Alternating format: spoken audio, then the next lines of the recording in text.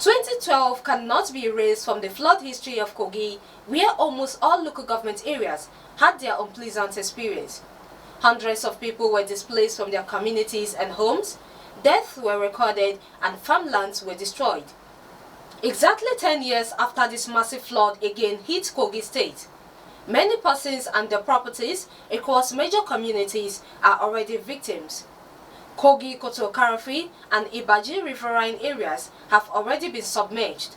Some parts of Lokoja now depend on canoes to move in and out of their residence. This has called for urgent federal and state intervention as His Royal Majesty Ohimege Igu of Kotonkarfi, Abdulrazak Isakoto, lamented over the level of destruction by the flood and called for help. Our reporter who went round to observe the level of flooding in the city of Lokoja has more. Hundreds of persons already dispersed by the flood, and many have resolved to move by canoe from home to town to do their businesses and work. His Royal Majesty Ohimege Igu Kotonkarfi has called on the government to provide a lasting solution to reduce the suffering the people are facing every year in Kogi, Kotonkarfi local government area of the state. Houses, farmlands are all overtaken by flood. And at the rate at which the volume of water is coming, more communities will fall prey into this hostile situation. Your Excellency, particularly in Kogi local government, most of these rural communities have spoken to them on the need to relocate. Some of them have agreed to relocate, but relocating is not the problem. They will need assistance to build houses, build hospitals, and other social facilities. This is not something the state government alone can do. So I want to use this forum to appeal to you, through you to the federal government, so that these people can be properly situated. It will go a long way in solving this decimal recurrence every year.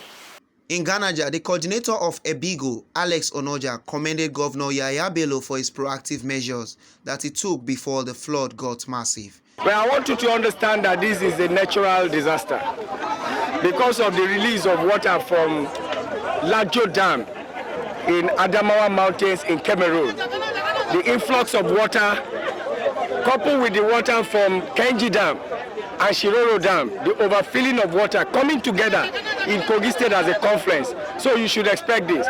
But the good thing is His Excellency Governor Bello has done all he could in collaboration with SEMA, the Kogi State Emergency Management Agency, and that is why you see they've been able to mitigate it to this extent because of the radio, the Jigo announcement to get people prepared, and that's what you can see with all the relief materials that have been given by His Excellency Governor Bello in collaboration with SEMA.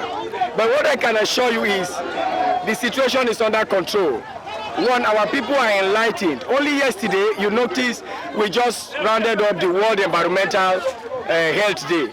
We had a meeting which I anchored under the auspices of the Kogi State Local Government Service Commission, where we brought all stakeholders from the 21 local government area in Lokoja, and we educate them on how to carry out the basic thematic area of response. So it's quite devastating, and you know, it is not something that the state government can handle alone, as said earlier said by the Honorable Commissioner for Environment.